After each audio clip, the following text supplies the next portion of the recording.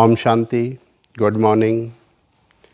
अंतर्मन की बातें में आप सभी का बहुत बहुत स्वागत है। ये है आज का प्रश्न।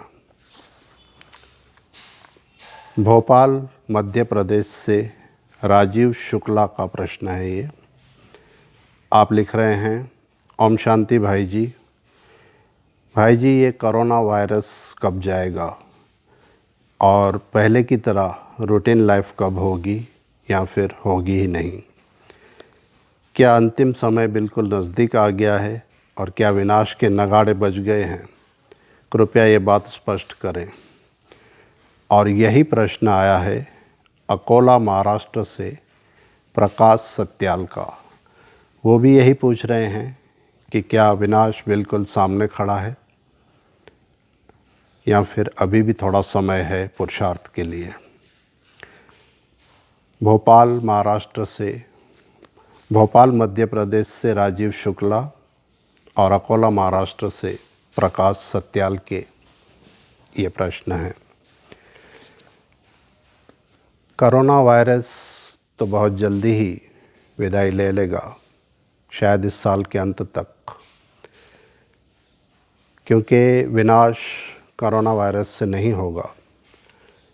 इसका मतलब ये भी नहीं कि हमें बिल्कुल बेफिक्र रहना है या उसे नेगलेक्ट करना है। हमें अपनी सावधानियां रखनी है, अलर्ट रहना है, लेकिन ये वायरस अब बहुत जल्दी विदाई ले लेगा। दूसरा प्रश्न कि क्या विनाश बिल्कुल सामने खड़ा है, अंतिम समय आ गया है, विनाश का नगाड़ा बज गया है? तो ये बात बिल्कुल राइट है कि अब समय हो गया है। पिछले 85 साल से बाबा आ रहे हैं और बाबा यही कह रहे हैं, और वैसे भी संगम युग 100 साल का है। तो बस आने वाले कुछ ही समय में इस दुनिया का, इस विश्व का महापरिवर्तन हो जाएगा। इस कलयुगी दुनिया का अंत और सतयुगी दुनिया का आरंभ हो जाएगा। अब पुरुषार्थ के लिए हमारे पास ज़्यादा समय नहीं है, लेकिन ऐसा भी नहीं है कि हमें पुरुषार्थ का समय बिल्कुल नहीं मिलेगा, क्योंकि बाबा ने अव्यक्त मुरलियों में कुछ बातें कही हैं विनाश को लेकर। आज हम उस पर चर्चा करेंगे।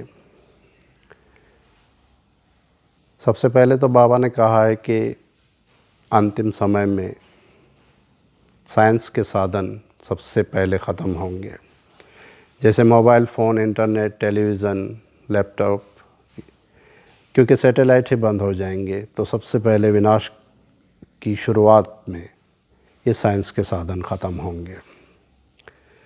दूसरी बात बाबा ने कही है कि ये पूरी दुनिया एक मेंटल हॉस्पिटल बन जाएगी। बीमारियां ऐसी होगी जिनका इलाज नहीं होगा। हॉस्पिटल होंगे, डॉक्टर होंगे, लेकिन इलाज नहीं कर पाएंगे, दवाइयाँ नहीं होंगी। ये दूसरी निशानी होगी।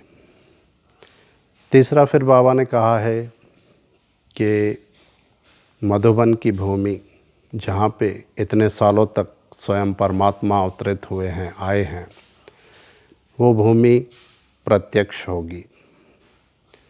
और ये संभव ही नहीं है कि भगवान आए और लोगों को पता ही ना चले। पूरे विश्व को ये पता चलेगा कि यहाँ मधुबन, माउंट आबू में स्वयं भगवान आते हैं। लास्ट में ये भूमि प्रत्यक्ष होगी। और बाबा ने ये भी कहा है कि मधुबन शीश महल बनेगा। यहाँ पर कोई भी अपवित्र आत्मा टिक नहीं पाएगी, रह नहीं पाएगी। फिर बाबा ने मुरलियों में ये भी कहा है कि भक्तों की क्यू लगेगी। शांतिवन से लेकर आबू रोड तक भक्तों की क्यू लगेगी। अभी तक तो बीके भाई बहनें ही मधुबन में आते रहते हैं, लेकिन जब भक्तों को पता चलेगा, जिन्होंने भगवान की इतनी पूजा की है कि यहाँ पर परमात्मा आते हैं, तो वो इस भूमि पर पैर रखना चाहेंगे, आना चाहेंगे, देखना चाहेंगे। वो समय भी आएगा। फिर बाबा ने कहा है कि जो कुछ आदि में हुआ वो अंत में भी होगा। तो जैसे आदि में साक्षात्कार का पाठ चला, वैसे ही अंत में भी साक्षात्कार का पाठ चलेगा और बाबा बच्चों के द्वारा प्रत्यक्ष होंगे। साक्षात्कार हमारे द्वारा ही होंगे, जो विशेष आत्माएं हैं उनके द्वारा साक्षात्कार होंगे। तो वो भी एक पाठ चलेगा। फिर आदि में बेघरी पाठ आया था यज्ञ का, वो भी समय आएगा। फिर से एक बार बेघरी पाठ भी आएगा। और बाबा ने कहा है मधुबन में ज़मीन जो है वो बेड बनेगी, आसमान चद्दर बनेगी और हमारे हाथ ही तकिया बन जाएंगे। मतलब इतनी भीड़ होगी। वो दिन आना भी बाकी है। और सबसे महत्वपूर्ण बात, इस संगम युग पर बाबा के 5 प्रकार के पाठ हैं। सद्गुरु, टीचर, पिता। बाबा ने पिता बनकर हमें बहुत पालना दी, बहुत प्यार दिया। टीचर बनकर हमें खूब पढ़ाया। आज भी हमारे पास ज्ञान का ख़जाना मुरलियों के रूप में है। आज भी हम पढ़ते हैं, सुनते हैं। ये टीचर के रूप में बाबा ने हमें दिया। सद्गुरु के रूप में बाबा ने हमें सत्य ज्ञान दिया, सृष्टि के आदि मध्य अंत का ज्ञान दिया, तीनों लोकों का ज्ञान दिया। ये तीनों रोल बाबा ने अभी तक निभाए। अब बाबा का एक और पार्ट है, बाबा साक्षी हो जाएंगे। साक्षी होकर देखेंगे। जैसे एक टीचर एग्ज़ाम के समय हमारी कोई हेल्प नहीं करता है, वो सिर्फ साक्षी होकर देखता है, वैसे ही अब बाबा का साक्षी का पाठ चलेगा। हमने जो भी ज्ञान सुना है, समझा है, जितना भी धारण किया है, वही हमारे काम आएगा। उस समय बाबा हमारी हेल्प नहीं करेंगे। और अंतिम पाठ जो है बाबा का, बाबा ने कहा है कि धर्मराज बन के सबको ले जाऊंगा। चाहे ज्ञानी चाहे अज्ञानी, जाना तो सभी को है। योग बल से नहीं तो भोग बल से, सज़ाएं खाकर भी परम धाम तो सभी जाएंगे। और परम धाम कोई अपवित्र आत्मा जा नहीं सकती। तो सबका हिसाब किताब भी लास्ट में यहीं पे होना है। और बाबा का वो रूप, वो पार्ट भी अभी बाकी है। तो कुल मिलाकर ये सारी बातें होनी हैं। और बाबा ने कहा है खून की नदियाँ बहेंगी, सिविल वॉर होगा, वर्ल्ड वॉर होगा। तो ये सब बातें अब 2021-22 से होना शुरू हो जाएंगी। एक शुरुआत हो जाएगी। बाद में पुरुषार्थ का समय नहीं रहेगा। तो जो भी हमें पुरुषार्थ करना है वो अभी करना है। और अपने आप को प्रिपेयर करना है तो अभी करना है। क्योंकि लास्ट में ना ज्ञान सुनने का, ना सुनाने का, ना मुरली सुनाने का, ना योग का कोई भी समय नहीं रहेगा।